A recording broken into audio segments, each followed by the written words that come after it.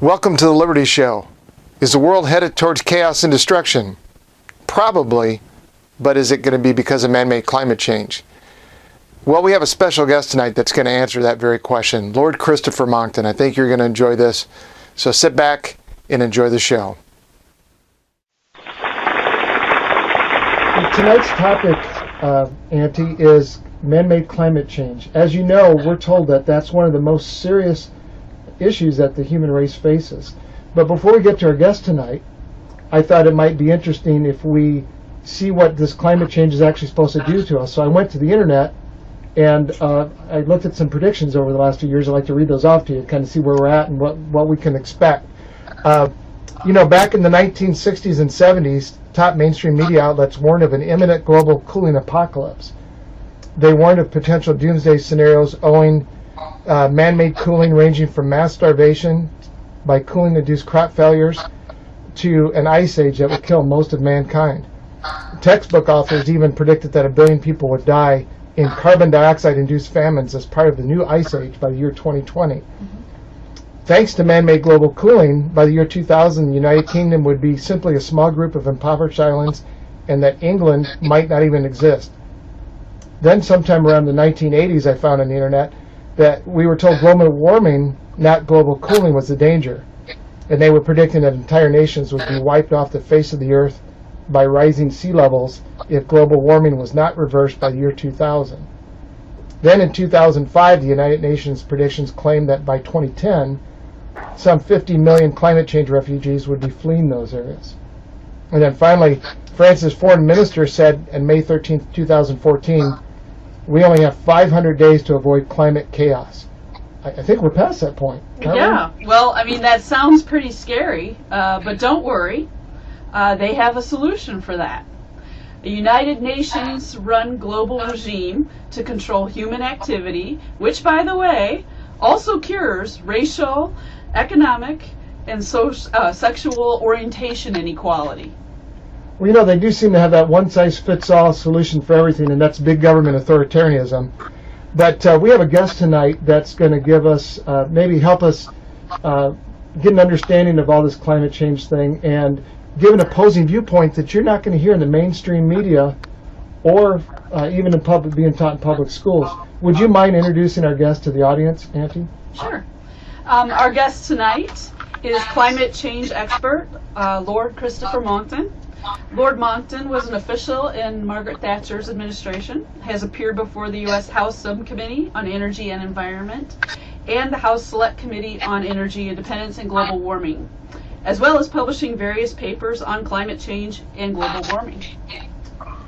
Lord Monckton, why are we still alive to even talk about this? Weren't we supposed to be wiped out by climate change?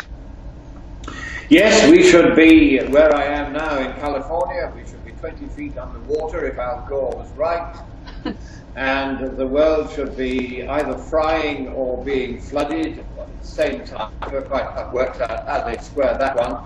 There should be no ice in the Arctic or in the Antarctic. And there should be gloom and doom everywhere. And the human race should be more or less extinct by now. And it all hasn't happened. And it isn't going to happen. Because what has happened here, exactly as you said in your perceptive introduction, is that whether they think it's going to be global cooling or global warming, and in fact they know perfectly well it's not going to be either, what they're really doing is saying we want a pretext on which global, I'm going to call it communism as the simplest word. I know that has a bit of a frisson here in the United States, but I'm going to use the word communism because if it walks like a duck and quacks like a duck, then maybe it is a communist. And there's no doubt there is a large element of collectivism, totalitarianism, international socialism, national socialism, fascism, communism, call it what you like. The ancient Chinese philosophers used to call it legalism. And that was their word for what we would now call totalitarian communism or fascism. And the alternative to that, they said, was Confucianism, which we would call libertarianism. And you and I are on the libertarian side of the debate, and unquestionably so. And this global warming lie, for that is what it is, they have made up a number of stories which they did not know to be true. And now that they find they're not true, they can't admit that they're not true, so the lie is perpetuated and compounded, was invented precisely to allow total, first national and then international control of all private property, in particular by grabbing control of the water supply on that property. And this, of course, is being carried to the nth degree here in California by Governor Flaco Jerry Brown, who is busy trying to demolish the dams on the Klamath River, leaving large areas unirrigated in the summer, destroying the fish life that at the moment is able to exist in that river because of the continuous flows, summer and winter, that the dams guarantee, causing untold environmental destruction, destroying the salmon run that now exists, as it always has, all the way up to the first of the dams, and the salmon never went any further than that. I was talking to the chief of the Shasta Nation just this morning, and his mother is the memory of the nation, and she says, never did we have salmon up here in the higher reaches. And yet the pretext for knocking down these dams is that the salmon might want to go up there, even though they never have and couldn't possibly have done so before, because of the 33-foot reef in the way, and salmon can only jump 12 foot. So as here, as in California, everywhere else, the crazed environmentalist communists have been busy trying to take away private rights of property, because it is those who hold private property, particularly ranchers and farmers, who are independent enough to vote for libertarian parties, such as Mr. Trump's Republican Party, and they are determined to drive out all the independent-minded, libertarian-thinking voters so that they can have wall-to-wall totalitarian communism in its place. And environmentalism is a thinly disguised, and increasingly thinly disguised, a pretext for introducing communistic measures which give the collective control over individual property rights, the complete negation of what your constitution provides for. So they have made up these fictional doom and gloom stories, first of all of global cooling, which they all pretended to be terribly concerned about. Learned papers by the dozen were written saying we are confident because of our computer models that global cooling is coming. Then when the weather got warmer, they said our models, just the same models incidentally, are now predicting global warming, and either way, please give us plenty of money so that we can make this problem go away by confiscating your property rights, by taking over your water supply.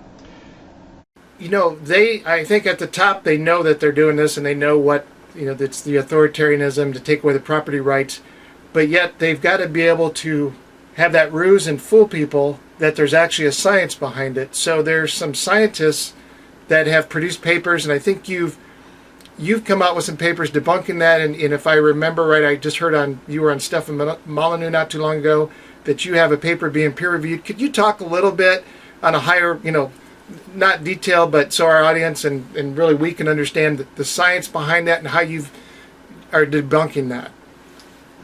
Yes, certainly. I've published perhaps 24 papers, most of them peer-reviewed papers, in learned journals over the past 10 years on the question of global warming. And in particular, I now have another one in the works. It's at the moment out for peer review, which means that other scientific researchers whom I don't know, who don't know me, will read it and see whether it looks like science to them. And if it does, then they have to agree to let it be published. And the editors have already accepted that it is some sort of science, because otherwise they throw it back to you within a week and say, we're not going to get it reviewed. So we passed the first review hurdle, if you like.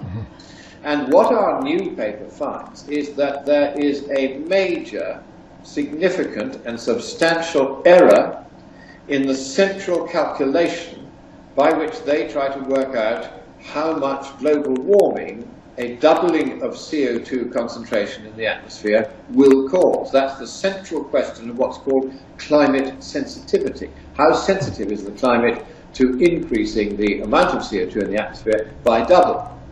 And the answer at the moment is around 1.5 to 4.5 Celsius. That's the official estimates of the Intergovernmental Panel on Climate Change, which goes all the way back to the Charney Report of 1979.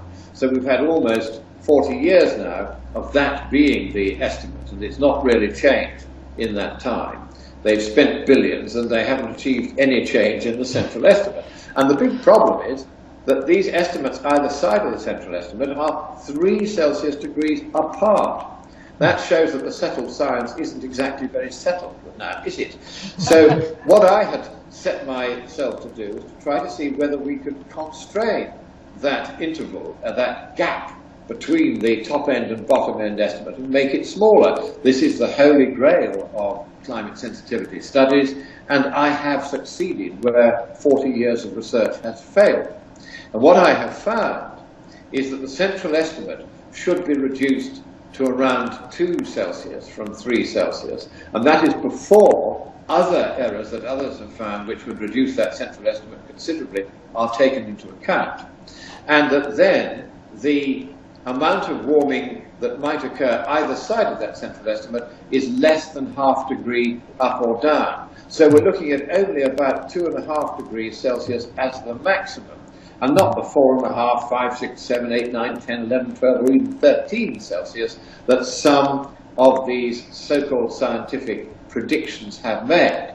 We have found this extraordinary error, which has survived for 40 years because it's a very subtle error. And at one level, it isn't an error at all.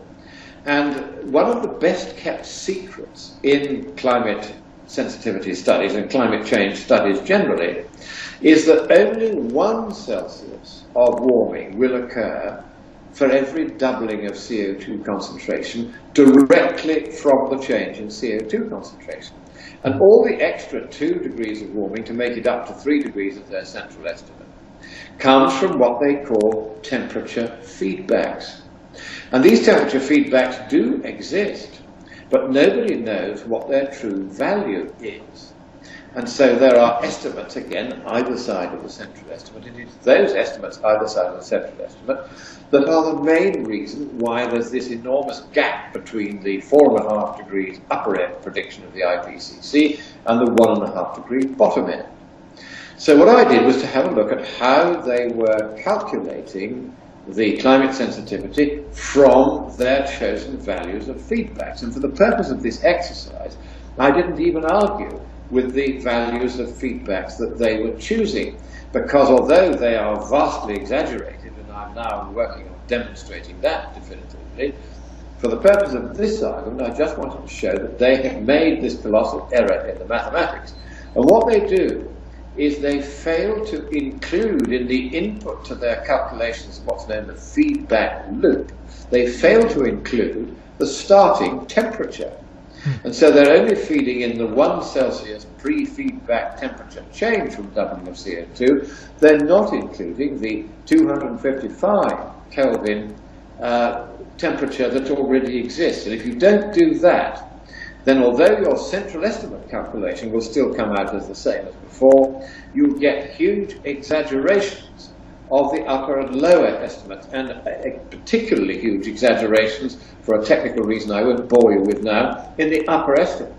So if you correct it for my way of doing it, then the upper estimate comes down from 4.5 to around 2.5 Celsius degrees, and that's far less terrifying than 4.5. Not that 4.5 would be that terrifying, but 2.5 certainly isn't if that's your upper estimate.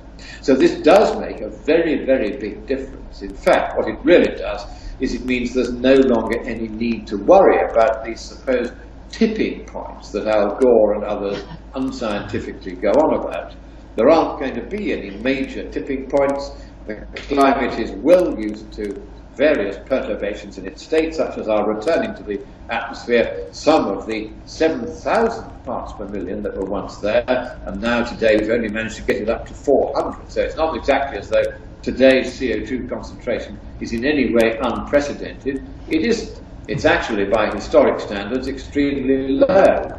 And for the whole of the last 140 million years, there has been an inexorable general trend of decline. in CO2 concentration, if that decline had continued for just another 2 million years, then all plant life, and therefore all animal life on Earth, would have died. And we have spared them that fate by making sure that we return back to the atmosphere some of the CO2 that was in there 750 million years ago in the Neo-Proterozoic era, which both of you are far too young to remember. Yeah, not quite that old yet. So, I'm glad for that. so really, we need there is a benefit there is a benefit to a higher, not a higher level of CO2, but we need a certain level for the ecosystem to work, for the plants and everything to regenerate and cycle. You need an absolute minimum of 150 parts per million, and probably more like 180 for plants and trees barely to survive. But for them to thrive, you need, get this, 1,000 parts per million. And we've only got 400 parts per million now. Most trees and plants evolved when there was 1,000 parts per million in the atmosphere. And they would work best because they evolved to work best at concentrations of 1,000 parts per million. And if we really want to green the planet, then we should add CO2 to it. It is net beneficial to plants and trees. And even after you allow for deforestation and forest fires and heaven knows what else has been going on because of the environmental footprint of man on the planet, even after allowing for all that, in the last 6 decades, because of what's called CO2 fertilization, which is the direct consequence of our returning so much CO2 back into the atmosphere, the total net primary productivity of plants, which is the net growth in the total green biomass of trees and plants on Earth, it's actually gone up by somewhere between 15 and 30%. It's of course an enormously rapid increase, an enormously rapid greening of the planet, and the extraordinary thing is that the so-called green parties are so against the chief agent by which the planet is green, which of course is CO2. CO2 is plant food. Right. It's taken in by the stomata, the mouths underneath the leaves of plants, and there it is converted by the addition of water and sunlight and chlorophyll, those are the 3 other elements you need, into the plant growth. And this is how you get photosynthesis. Those are the 4 elements you need for photosynthesis, without which all plants would die. So CO2 is an unquestionable good for plants. They want more of it. It's like them trying to breathe on the top of Mount Everest, as we would find it hard to do that. It can be done, but it's difficult and dangerous. So they would like 1,000 parts per million, please, and they'd be delighted if we could liberate back into the atmosphere enough CO2 so that there would be that rapid plant growth which used to exist. And if they could get that plant growth again, thanks to the extra CO2, they wouldn't have to listen to Prince Charles talking. I agree with that. Oh, my So, goodness. you can't be the only one that knows this. These scientists, are they in denial because they're so sold on this, or do they know that their jobs are in jeopardy or their funding would be cut off if they agree with you? Let's do this on the figures. Is there a consensus? And the first thing we need to do is to go back 2,350 years to when I was young, and Aristotle was at that time writing his first works of philosophy.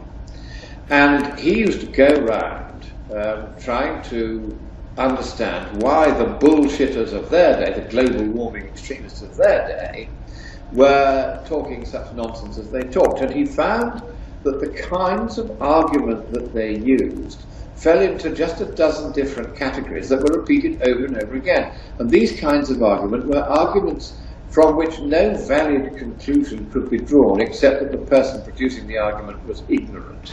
And these arguments are known as fallacies. And not the least among these fallacies was the fallacy of the argument from consensus, the head count fallacy, or as the medieval schoolmen were later to label it, the argumentum ad populum. Everyone who studies logic, as I was made to do at Cambridge, and I was the last generation that was required to study logic as part of my course, we know that that argument is an unsound argument, because just because you're told a lot of people subscribe to a particular proposition, it doesn't mean there are a lot of them, still less that they subscribe to it.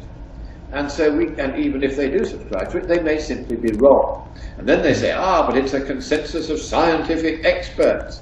Well, X, an unknown quantity, spurt, a drip under pressure. Just because they're experts doesn't mean that they have sufficient expertise, and even if they do, doesn't mean they're necessarily telling the truth, and even if they are trying to tell the truth, they may simply be wrong.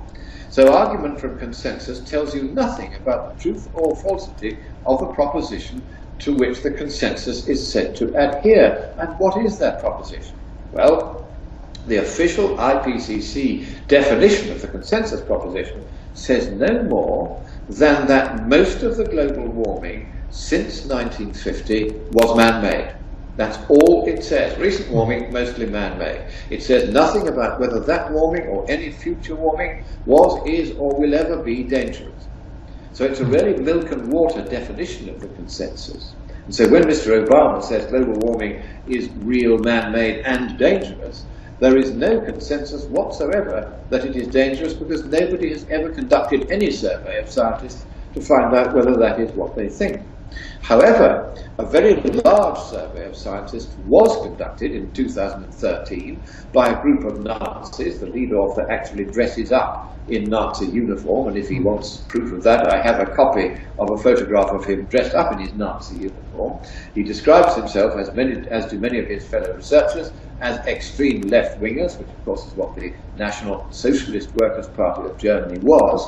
And these Nazis, who were in Australia, and the lead author is now in America, where we could arrest him at any time if we wanted to for his sympathies, they decided to review 11,944 scientific papers published in the 21 years from 1991 to 2011 in the learned journals on the matter of climate and related topics. And they read specifically the summaries, or abstracts as the scientists call them, of those papers. And what they found, or said they found, was that 97.1% of those abstracts stated explicitly that recent warming was mostly man-made, all words to that effect. When, after they'd got 3 weeks of dazzling worldwide publicity from the mainstream media as a result of the publication of this paper in around April-May of 2013, I was at last able to persuade them to disgorge their full list of all 11,944 abstracts, together with their evaluation of each of those abstracts, and they marked each of the ones that happened to go along with their definition of the consensus that recent warming was mostly man-made, with the figure 1 at the end of the data line. So I used the search facility in Microsoft Notepad, and I searched for all the comma ones at the end of each line of these comma delimited data sets. And I counted only 64 comma ones.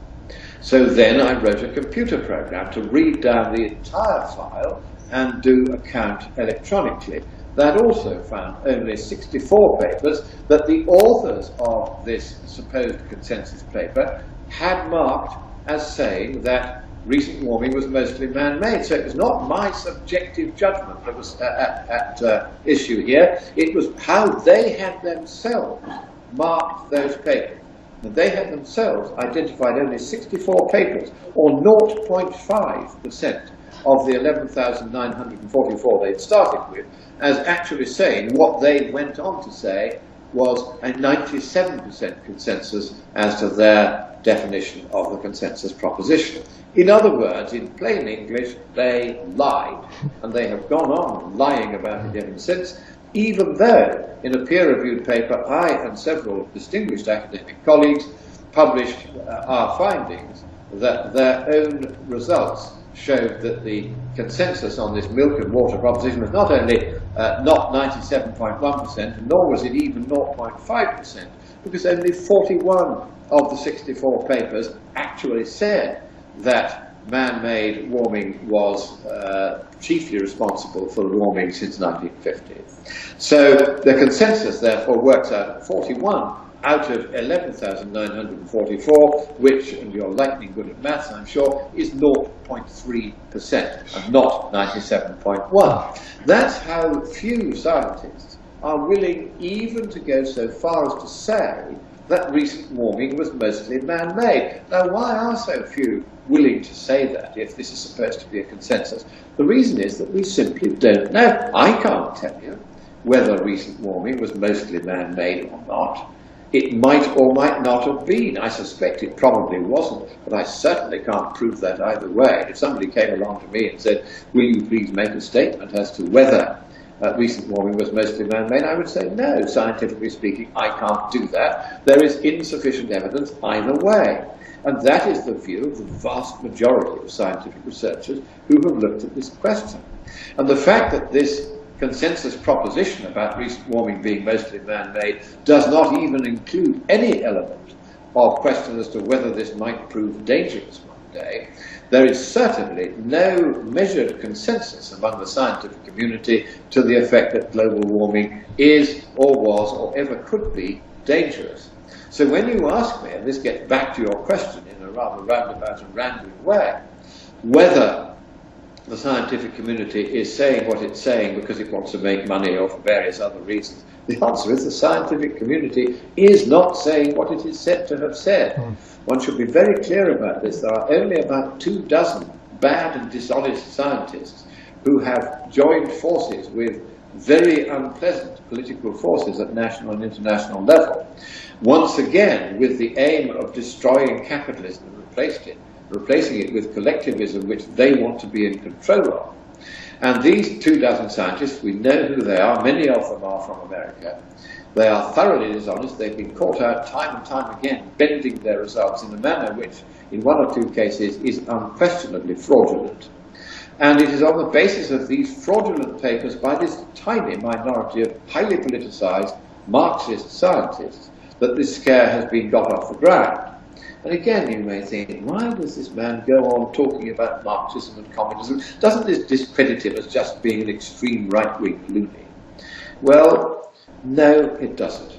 Because the truth is that many of these 24 scientists who are on my list of the people who are most responsible for peddling outright scientific lies about this are open communists and have said that their sympathies lie with the collectivist point of view. So I'm not making this up. They themselves have said what they are. Of course, most of them would no longer use the word communist because they know that is now a word which invites ridicule and contempt, and justifiably so, given that communism and its ugly sister fascism, and they're far too close to each other for comfort, killed some 250 million people in the 20th century.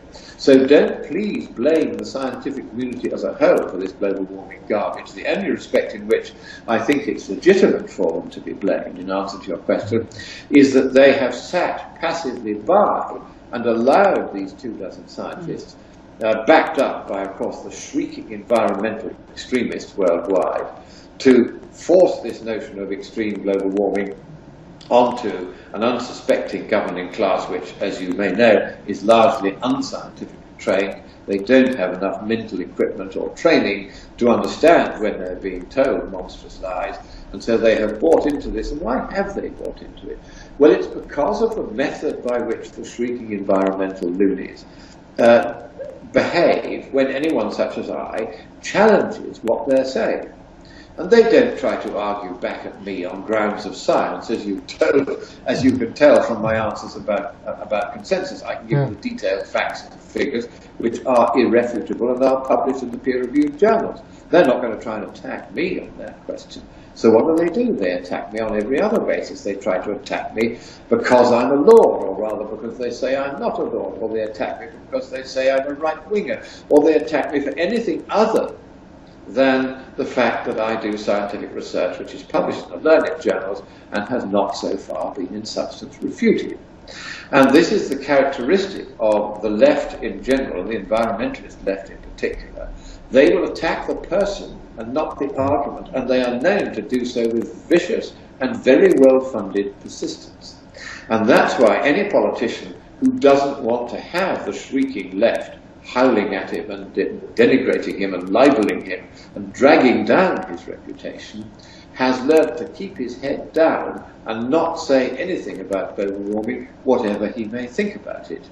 And what this means is that the few activists get their way in politics, and that is how the UN has managed to capture this issue and get away with it so far. But not, I'm glad to say, very much longer. There's a reasonable chance that my paper will pass peer review, will prove to be correct, and will be published. And when it is, that will be the end of the global warming scare. Did you have something? Well, yeah, I wanted to add a lot of this this evidence goes unspoken. I'm currently a professor, and I teach actually speech class and a variety of English classes. And one of the assignments for some of my students in freshman college year is to present a topic, and I've had a couple of them go with global warming. And I reserve the right at the end of their presentation to ask questions, and I challenge their presentation, which is how I was brought up academically, and the backlash I received from a student who is twice as young as me is awful.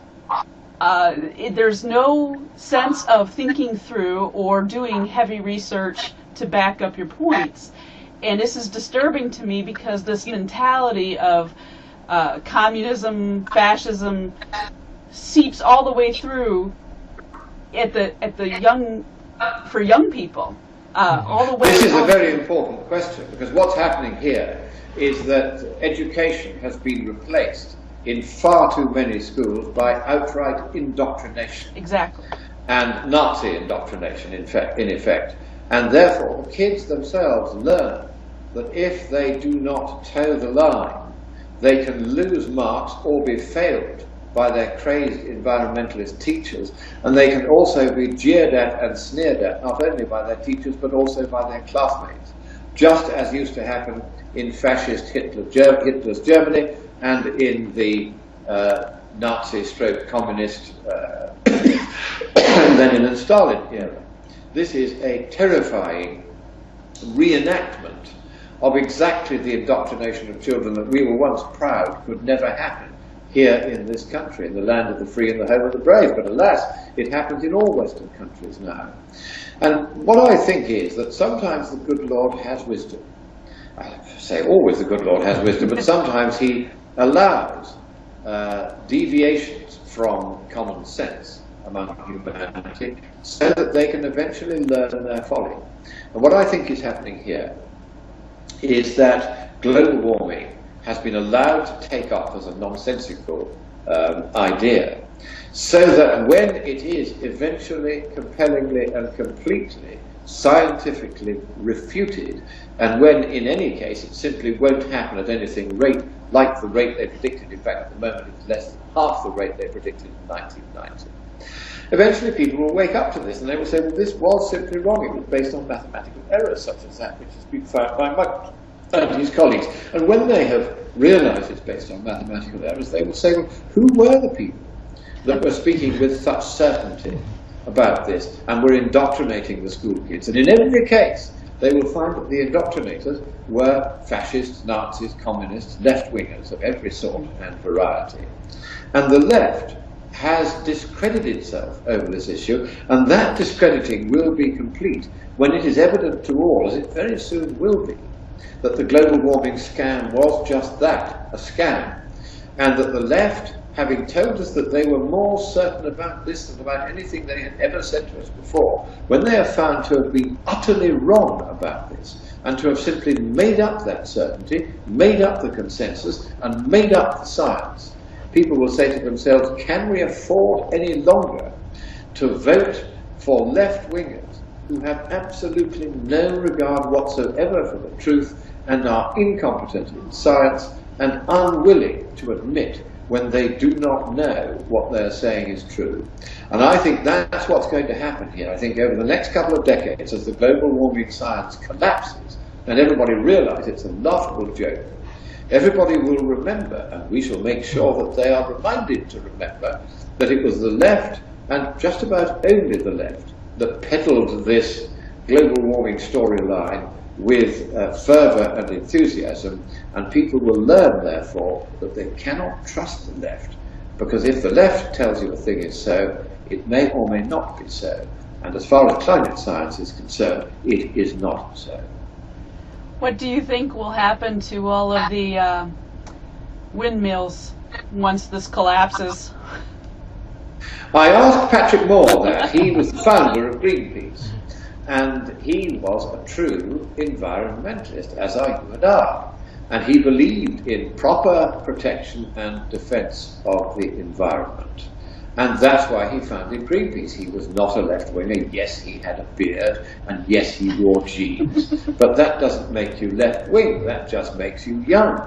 And he decided that he should found a movement that would try to protect whales from being destroyed in the oceans, try to protect seals from being mercilessly clubbed to death, doing real environmental service that all of us would really agree with.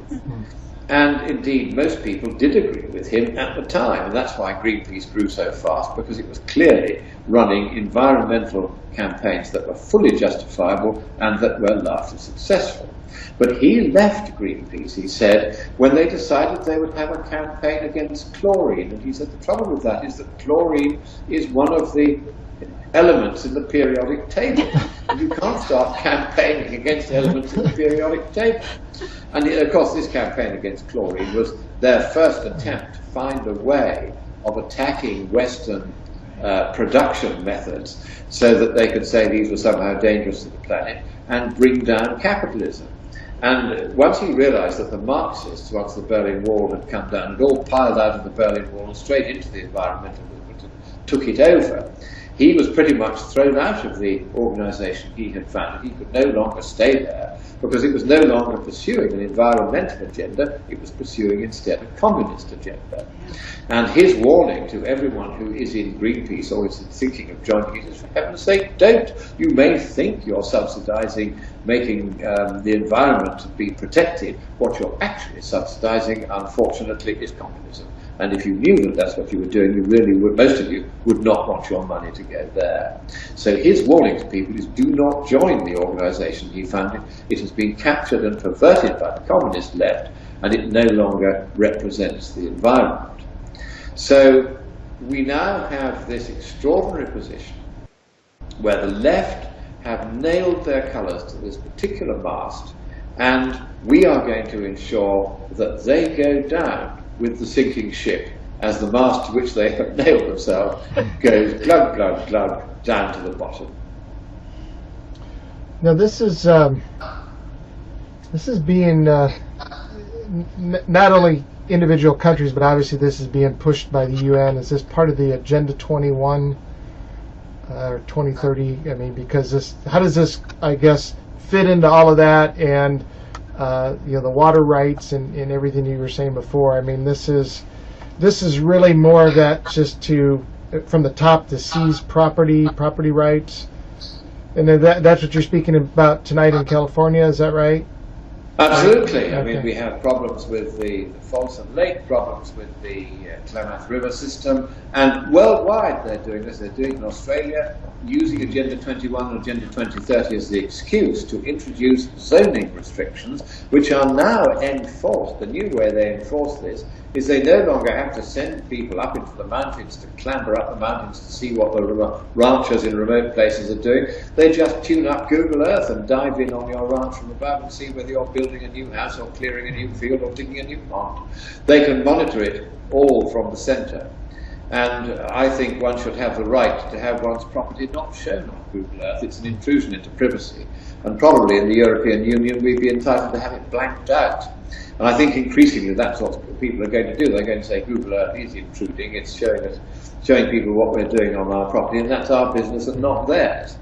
So I'm hoping that eventually that change will be made, but certainly what is happening is that through the water thing in particular, you look at the waters of the United States measure that the federal government has been trying to inflict on people.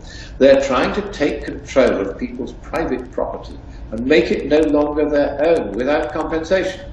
It's nationalisation by the back door and without any compensation. Not only that, but with considerable costs imposed on the homeowners, so they're so busy paying for the right to get a little water that has landed already on their own land that they can't pay to fight this increasingly absolute, total, totalitarian fingertip control over every aspect of their life and their ranch and their property and their freedom. So these environmentalist measures are fundamentally, and they are intended to be, anti-freedom measures. Do they make any difference positively for the environment? No, they don't. Let's take windmills as a clear example of this. Patrick Moore used to say that if you have windmills, then they are going to be left to rust in place. R.I.P., rust in place. There's no provision has been made for decommissioning them, nor for removing the monstrous concrete lumps that they have to put down there under the ground to keep them there, which of course destroys any hope of agriculture above these concrete lumps that the windmills are standing on. And they will all fail after an average of 5 to 10 years. They're supposed to have a 25-year lifetime, but they don't, because they're badly designed. The axis is the wrong way. They haven't understood the laminar flow of the wind, and even if they did, the intrusiveness of the windmills would be even greater than it already is, visually speaking. And of course, these windmills are killing birds and bats, and they are industrialising the countryside, and that means that you get more socialist voters going into the countryside. It means they're also destroying the countryside, and the birds and bats they're killing are now so numerous that the big wind farms now have to employ people full-time to wait at the bottom of the windmills every morning to go and clear away the dead birds that have hit the windmills in the previous 24 hours, so that anyone coming through to see what's going on doesn't realise how many of these beautiful golden eagles, ospreys and other rare birds are being batted out of the sky by these 600-foot windmills with blades 300-foot long, which tips travel at a rate of something like 400 miles an hour. And of course, no bird can work out that if the thing is only rotating at sort of 3 revolutions, what is it? It's a revolution every 3 seconds. They can't work out why the tips are travelling as fast as they are, but they are. So they can't work out the maths. They get batted out of the sky, and whole species are being eradicated. And I think the first mass extinction caused by man is going to be caused by these windmills unless we can stop it. Because most of the big game birds are going to be toast, or rather just bleeding pulpy stumps, in the next 10 years, unless we can stop the spread of these monstrous and evil engines of destruction, which also generate electricity only part of the time when the wind is either not blowing too little and not blowing too much. They are vastly costly, and they are intermittent. They are incapable of providing continuous baseload power. They are useless for all functional concerns. There's no way that the private sector would ever have built any of these things were it not for the extravagant subsidies which are piled on the electricity bills of the poor and are now the direct cause of death among those who could no longer afford to heat their homes or to keep them air conditioned when the price of electricity has roughly tripled over the last decade or so. And that tripling is a direct poll tax on the poor, and it is killing poor people. In Britain, in just 1 month a few years ago, when we had no wind and we had intense cold, people died, something like 7,000 more people died in that 1 month than would normally die in the whole winter. And the reason was not so much that the weather was cold, which it undoubtedly was, but because their homes were cold, because thanks to the subsidies they had to pay to enrich fat landowners like Warren Buffett and so forth, they could no longer afford to heat their own homes. And so it is time that we face the enormous environmental and societal consequences of these windmills and other engines of destruction such as solar panels. And it's time we said enough is enough. Let's get back to generating with proper fossil fuels which can give us continuous baseload electricity. By all means, add a little in from solar panels in places where they're not going to do any harm. But remember that the lithium that is extracted in Tibet from the mines there, which were grabbed by China in 1950 when it invaded the country and took it over, that the mining of that lithium is killing thousands and polluting massive areas of Tibet, to which, of course, no Westerner is allowed to go to see what is going on at the price of them being able to feel good with their windmills and their solar panels. The damage that is being done environmentally by these supposedly environmentally friendly devices has to be seen to be believed, but the Chinese won't let you see it. So we really do need to start taking a more rational and more environmentalist approach to this question, because what is unquestionably now the case is that environmentalism is the greatest danger to the planet, and it is the greatest danger to the environment itself. You know, and that, maybe to rephrase my question, and you did answer it, but because this is at a bigger level and they're passing all these laws, I guess what my concern is let's say, and you answered this with the windmills and some other things, we're going to have this infrastructure of laws and equipment and everything left over. We've proved global warming is incorrect, and then we're going to be left with this authoritarianism laws, and we're not even going to know why we had it. The future generations, well, why do we have these laws? Why can't we do this? And it's going to go back to this and the environmentalism of today. This is all going to be leftovers of byproducts. I think what we're going to have to do is to persuade the Trump administration, notwithstanding that Al Gore is now whispering in Trump's ear and trying to prevent him from doing this. He has got to repeal wholesale the environmental regulations of the Obama administration. Just a single repeal bill would do it.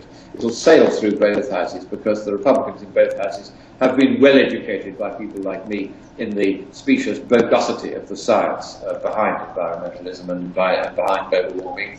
There's simply got to be a wholesale repeal coupled with an insistence that any environmental standards that are being imposed by international bodies such as the UN or Greenpeace, wherever they come from, Agenda 21, Agenda 2030, any such standards, if it is clear to any citizen aggrieved at these regulations that these regulations spring from those agendas, then he has the right to say this is a regulation recommended by the UN under Agenda 21 or Agenda 2030, and for that very reason he should be entitled to have that regulation rescinded insofar as it applies to him. And that way one can render Agenda 21 and Agenda 2030 completely otiose and without any effect overnight. And I am at the moment drafting the necessary legislation to enable this to happen. And I have very good contacts inside the administration, and I'm reasonably hopeful that some of these measures that I'm recommending will be adopted. They will certainly find favour with both houses of Congress, and as long as Mr. Trump, who is rather new to politics and therefore sometimes rather too easily swayed by people who are in fact his deadly opponents, such as Al Gore, as long as he stands his ground and realises the acute damage done to our freedoms by these environmentalist regulations, then we can sweep them all aside very rapidly and entrench a regime of legislation that prevents international bodies like the UN from any longer exercising any sway over what is done here in America. Because if they know that every time they make a demand that the environment should be treated in a particular way, and then some authority inside the United States says, well, we're doing this, and it's something that the UN has recommended, then any private citizen can say, no, this is not an indigenous law, we want it stopped. And then it would automatically be stopped. Well, and that's what we've got to do. We also have this thing called the Constitution that would be lovely if people would follow it and realize that, in essence, the UN and Agenda 21 and all of these outside entities Yes. do not have power over us. They should not. Your danger is this, that under your constitution, any foreign treaty, it acts as the supreme law of your country once it has been ratified by a two-thirds majority in the Senate. And the trouble is that what is increasingly happening is that your Supreme Court, particularly with the left-wingers among it, who are now just making up the law because of what they feel like rather than any proper legal precedent or case law. They are increasingly saying that even if the Senate doesn't ratify treaties such as the Paris Accord or the various other treaties to do with the environment, such as Agenda 21 and Agenda 2030, these should be regarded, so says the Supreme Court, as part of the normal international law among nations, and therefore should be treated as though they were treaties ratified by the Senate. Now, this is just another example of the astonishing judicial activism of the Senate, which is poisoning the balance of power in which there should be a completely separate legislature, executive and judiciary. And if I remember Article 1, Section 1 of your Constitution correctly, it says this: all legislative power herein granted shall be vested in a Senate and a House of Representatives, period. That's the Congress, vested in a Congress of the United States, which would consist of a Senate and House of Representatives, period. The Supreme Court should not be making law, but increasingly where treaties have not been ratified by an understandably reluctant Senate, the Supreme Court is saying, well, we will provide a backdoor route towards ratification.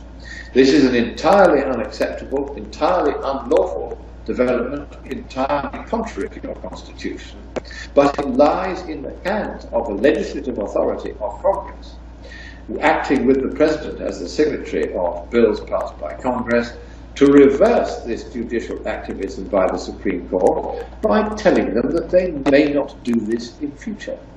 You have the power by legislation to do that, and to restrict the Senate to its constitutional realm, to the Supreme Court, I'm sorry, to its constitutional realm. And provided that you do that, then it will be possible to stop these foreign treaties from intruding upon us. And if you get, as you do with Agenda 21 and Agenda 2030, which are not quite treaties, they are kind of declarations of principle, which can then be easily adopted by local authorities, as they have been here in California, where I am at the moment. The problem with these documents is that local authorities feel justified in citing them as the reason why they should be empowered effectively to take away the rights of property via the Waters of the United States legislation, via controls on the use of water, via controls on the grazing rights, via increasing federal nationalization of land that once belonged to private individuals, and also by monumentalization. There's now a number of different manners in which encroachment is being made by the federal as well as the state government and by the untrammeled and insufficiently supervised agencies of the state, such as the EPA and the Federal Energy Regulatory Commission. These are increasingly exercising effectively legislative and executive authority to take away the rights to hold and have and enjoy property and all the water and mineral and amenity rights thereon or thereunder, which were granted by your Constitution to your citizens. And there has to be a reassertion now of the property right of the individual over against the state and the federal government and the international treaties. And now, only for very good reason, should any of these bodies have the slightest right to intrude upon the territory of the private citizen. And that is also legislation that I'm in the process of drafting, so that the property rights that the Constitution plainly intended that people should have, are once again reasserted and upheld by the legislature in a manner which the private citizen can easily and affordably enforce against the increasing number of busybody authorities who are trying to intrude unduly upon what he is trying to do. I can give you one example. Just recently, a guy was on his roof here in California, and he was fixing up a rainwater butt so that he could collect water off his roof and use it on his land. And he was told, no, you've been spotted on Google doing this, on this intrusive Google Earth thing. They managed to find him, and they have other satellites now they can use for this. And he was fined some unimaginable amount of money for doing several $100,000 for taking rainwater off his roof, for heaven's sake. Now, once you get these disproportionately, flagrantly exaggerated penalties for doing what was previously regarded as an entirely normal and sensible thing, which was causing no harm to the environment or to your neighbours, then this has gone too far and has to be stopped. I spoke to another guy the other day who had a terrible time because 5 fish that had been cut open were found in a weir on his property. He himself had not cut open the fish. Nobody could suggest that he had. But the busybodies had found it. They had reported it in the way that communists do to the communist federal agencies, who had come in and said that he had to pay an enormous fine. He had to pay $8,000 and $39,000 costs. And of course he wanted to fight it, but he was told it would cost many hundreds of thousands of dollars to protest this monstrously unjust fine. This is happening more and more and more. It's happening here, it's happening in Australia, where I've had similar stories told to me, and it really is something which can no longer be tolerated. It's something that has to be fought, and it has to be prevented at federal level, so that the crazed Governor Jerry Brown and his ghastly communist administration in Sacramento no longer has the power to do shady deals with Warren Buffett and others to carve up the property rights of people on the Klamath River, for instance, and so that Warren Buffett makes an enormous profit, which no doubt a large chunk of will end up in the coffers of the state of California, and for all I know, possibly in Jerry Brown's pocket as well. We are dealing with very, very severe intrusions upon property rights and flagrantly disproportionate penalties. I met another person the other day who had dug a pond on his land, having obtained a permit, this time from the state of Wisconsin, to do so. The state properly issued the permit in accordance with both federal and local laws. But the EPA came along and they said, we don't like this. And this was a lovely little guy. He was a 30-year-old farmer with a 26-year-old wife, just married. They bought their first little small holding. They put in a pond so that in the dry season they could still water their cattle, and themselves for that matter. And they got all the permits from the state, but the EPA said, we disagree with this, and so even though you have not in any way fallen foul of any law or regulation, we are going to demand $37,000 a day until you take out that pond and put it back to its natural state. By the time the case came to court, he owed the EPA $16 million.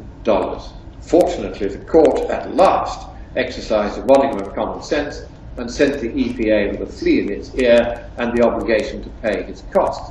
But what they should have done was to order the EPA to pay him $16 million in damages for having put him and his wife under the intolerable threat of losing absolutely everything when they had in fact at no stage done anything wrong whatsoever. Now that is happening in your country, all over your country today. You should not accept it, and I am going to make sure that Mr. Trump and his team know that these things that I am now beginning to hear about are explained to them, so that they understand the absolute necessity of paying no further attention to Al Gore, no further attention to the UN, banning Agenda 21 and Agenda 2030, and restoring once again the right of the system not to be pestered with fines of $37,500 a day from arbitrary decisions of some ghastly little EPA bureaucrat. And the EPA itself, I think Trump should stick to his guns on that too. What he should do is very straightforward. He said, there is no business for the federal government imposing environmental standards. Each state should impose its own environmental standards, subject only to the overriding right of property of the individual citizen. That is what should be done. The whole EPA should be swept out of Washington, where it is a festering sore and an embarrassment as well as an expensive nuisance to us all, and environmental regulation should happen only at the level of the state, supervised only by a federal administration whose sole role shall be to check the excesses of local environmental regulation to make sure that the local environmentalists don't go too far either. This is now an urgent matter because very considerable and deeply damaging economic harm is being done throughout rural America, a harm which could lead to the dissolution of America itself unless it is very rapidly, very determinedly and permanently reversed. What do you think your chances are to getting Trump's ear on this? You think you'd be able to, once he's in, meet with him I have personally? very good access. I have very good access, and I'm reasonably confident that on the main points of what I'm trying to do, I will convince them that they need to take action. They need to take action quickly, and I'm reasonably confident that they will take action. Good, good. Well, we're going to wrap up here, Lord Monckton. We're about at an hour. Do you have anything else to add or ask? All I'm going to add is that I think it's ironic. It's a good irony that we have an Englishman fighting for constitutional property rights in America. Who would have thought this, right? Well, I do have an offer for you from Her Majesty, who has noted that you are still inexorably in rebellion against it. And that is this, that if you will once again throw off the yoke of these harmful federal governments and state governments and recognise that you should be governed from as far away as possible by the British Crown, then we will remit all taxes and regulations that have been made and inflicted upon you by your own administrations, and we will replace your taxes with a single tax of £0.5 a pound on tea, under the condition that this time you do not pour the tea into the harbour, but you put it into the teapot. I will pass. Although the country was a lot freer back than it is now. That's true. For sure. Well, thank you, Lord Monckton. Thank you for taking the time to talk to us on the Liberty Show and enlighten us with this, and thank you for what you're doing. It's got to be a tough fight that you're doing, and you've done the research, and it's great to hear you speak. We've heard you speak many times on different shows and things on the internet, and when Debbie offered to have you on, when she said she'd spend the week with you, we jumped at the chance. So good luck tonight on, I think you said you're speaking in California, and I know you probably have a full week down there in California, so we appreciate taking time. We don't want to take any more of that because I know you need to prepare soon for your meeting there. So with that, we'll wrap up the Liberty Show, and make sure you check out. Do you have a website, Lord Monckton, that people can check out? The best website to go to is whatsupwiththat.com, WATTSupwiththat.com. Anthony Watts, who runs this website, the most popular climate website in the world, on either side of the debate. He is, of course, a climate skeptic. He's a meteorologist who you'll have seen on your TV screens here in California. He lives in Chico, just up the road from where I am at the moment. I'm very sorry I didn't have time on this occasion to visit with him. He's one of the nicest men on the planet, one of the most determined men on the planet. He has suffered greatly, as have we all, for having dared to oppose the global warming nonsense. But his website is a shining beacon of light and truth, and every day there are 5 or 6 different items updating you with news on the global warming debate, and news which you can trust and rely upon, because he, like all of us, insists that what we are reaching for is not some political faction or another, not some party line. We are reaching for the truth. We are determined to find it, and with God's help we will, and we will pass it on to the world, and eventually the world will realize where the truth lies. It does not lie with the communists, it does not lie with the environmentalists. It lies with those who, like your founding fathers, consider that freedom is something which is the birthright, or should be the birthright of all. That freedom, I pray, may soon be restored to the United States by the present administration, restored in a manner in which it can never again be taken away as it was under the previous administration. And so my final words are those of one of your founding fathers: let freedom ring. All right. Amen to that. Thanks, Lord Monckton. Thank you. Appreciate you talking to us. You take care. God bless you. God bless you. God bless you. God bless you.